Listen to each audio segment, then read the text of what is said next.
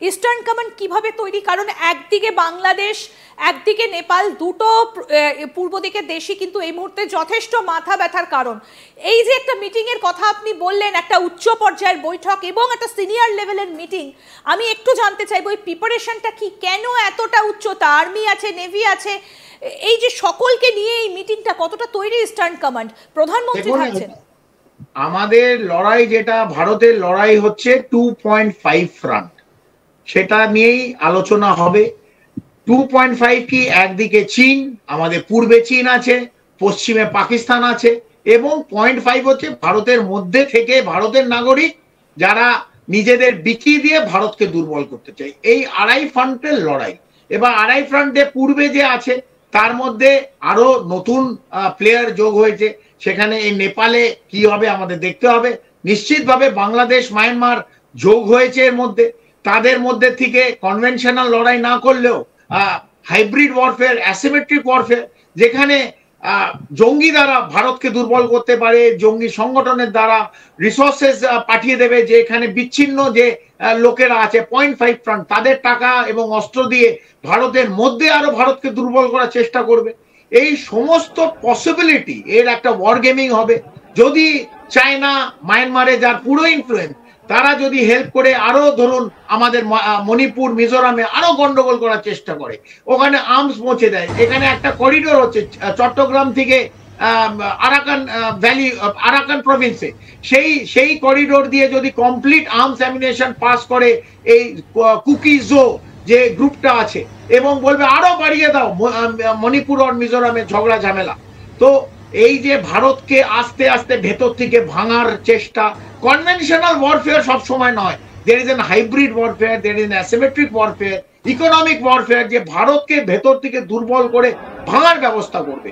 এবং ভারতের যদি শক্তিশালী কেন্দ্রীয় সরকার না হয়, ডিপ্লোম্যাটিক ওয়ারফেয়ারটা ভুলে যাচ্ছি, এইটাকে আমরা কমব্যাট করতে পারবো না। তাই এই বিভিন্ন সিনারিও, ইকোনমিক ফ্রন্টে, hybrid front, asymmetric warfare, two front. কিন্তু আমরা কি এই লম্বা যুদ্ধের জন্য প্রস্তুত? ভারত কি লম্বা যুদ্ধের জন্য প্রস্তুত? লম্বা যুদ্ধের জন্য প্রস্তুত তো রাজনাথ সিং জি বলে দিয়েছেন, যে রক্ষামন্ত্রী, ডিফেন্স মিনিস্টার বলেছেন উনি, যে India must be ready for a long হল।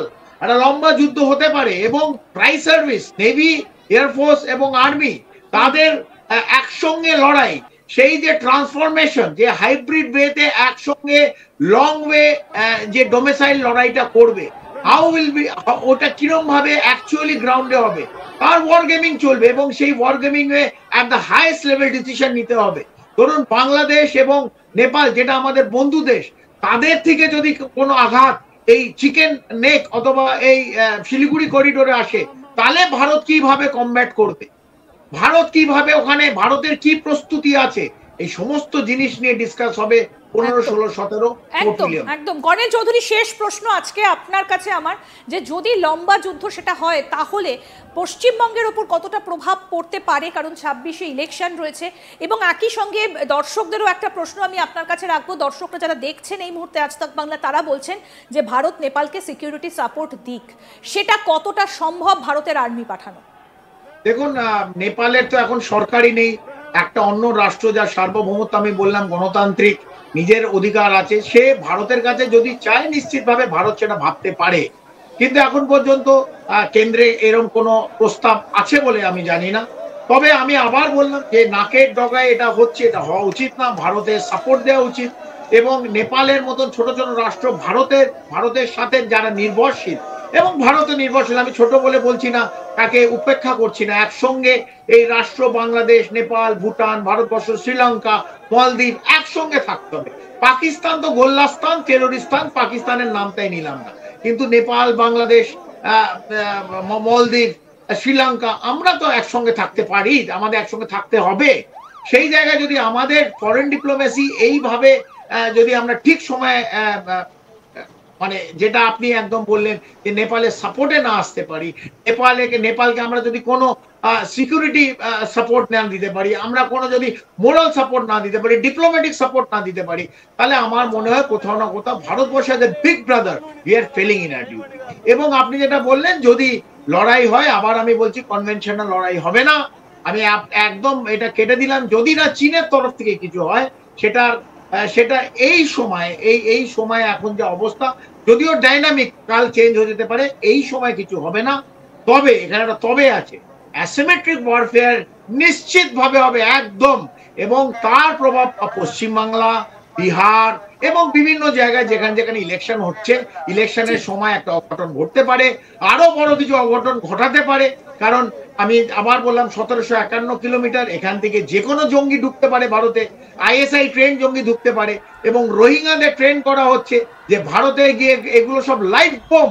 কোথায় কি জিহাদিদের যে কাজ, এই আনসারুল্লাহ বাংলা টিমে যে জেহাদি যারা ঢুকে পশ্চিমবাংলায় কিভাবে করতে পারে আমরা ঠিক জানি না। তো আমাদের ওয়েট করতে হবে, আমাদের দেখতে হবে, সতর্ক থাকতে হবে, নাগরিক হিসেবে সতর্ক থাকতে হবে, এবং এজেন্সি এবং যে আমাদের সামরিক বাহিনী এবং ইন্টারনাল ফোর্সেস আছে তারা নিশ্চিতভাবে সতর্ক। এবং ইন্ডিয়া ইজ দেয়ার, ভারতবর্ষ যে জায়গায় দাঁড়াবার আছে ভারতবর্ষ থাকবে, এবং যে কোনো চ্যালেঞ্জ ভারতবর্ষ কিন্তু সামনাসামনি থেকে লড়াই করতে প্রস্তুত। বেশ, অর্থাৎ আপনি বলছেন একটা যুদ্ধ অনিবার্য এবং তার জন্য ভারতকে প্রস্তুত থাকতে হবে। ইস্টার্ন কমান্ড কিভাবে তৈরি? কারণ একদিকে বাংলাদেশ, একদিকে নেপাল, দুটো পূর্ব দিকের দেশই কিন্তু এই মুহূর্তে যথেষ্ট মাথা ব্যথার কারণ। এই যে একটা মিটিং এর কথা আপনি বললেন, একটা উচ্চ পর্যায়ের বৈঠক এবং একটা সিনিয়র লেভেলের মিটিং, আমি একটু জানতে চাইবো এই প্রিপারেশনটা কি, কেন এতটা উচ্চতা? আর্মি আছে, নেভি আছে, এই যে সকলকে নিয়ে এই মিটিংটা কতটা তৈরি ইস্টার্ন কমান্ড? প্রধানমন্ত্রী থাকছেন। আমাদের লড়াই যেটা, ভারতের লড়াই হচ্ছে 2.5 ফ্রন্ট, সেটা নিয়েই আলোচনা হবে। 2.5 কি, একদিকে চীন, আমাদের পূর্বে চীন আছে, পশ্চিমে পাকিস্তান আছে, এবং 0.5 হচ্ছে ভারতের মধ্যে থেকে ভারতের নাগরিক যারা নিজেদের বিকিয়ে দিয়ে ভারতকে দুর্বল করতে চায়। এই আড়াই ফ্রন্টের লড়াই।